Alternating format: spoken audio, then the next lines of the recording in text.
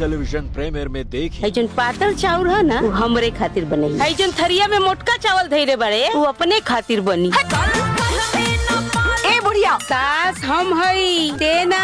सास हो तो क्या हुआ, सर पर चढ़ोगी? जानबूझ के कंकड़ मिले नहीं हम, ताकि खा न सकी। अरे चुड़े नागिन के कब्जा करे खातिर ना नेवला के लियावे के पड़ेला।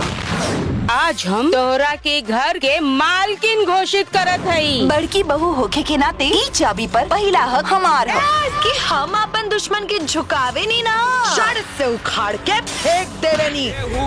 से ना कम माथा दून। हम अपने चुरुआ में गंगा जल डाल के क्रिया खाता नहीं कि जब तक माई बेटी के नस्ल नाबूद ना कर दी जा, तब तक हमनी के घर से ना जाइब जा।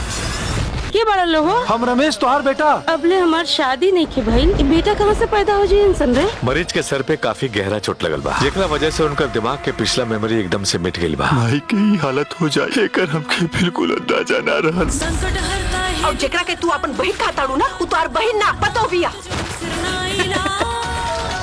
जगह नौकर बनौले बानी रहुआ, वो घर का नौकर ना, राउर दोनों बेटा बाड़ा। वर्ल्ड टेलीविजन प्रीमियर में देखी सास बहू की महाभारत 8 मार्च शनिवार शाम 6 बजे भोजपुरी सिनेमा पर।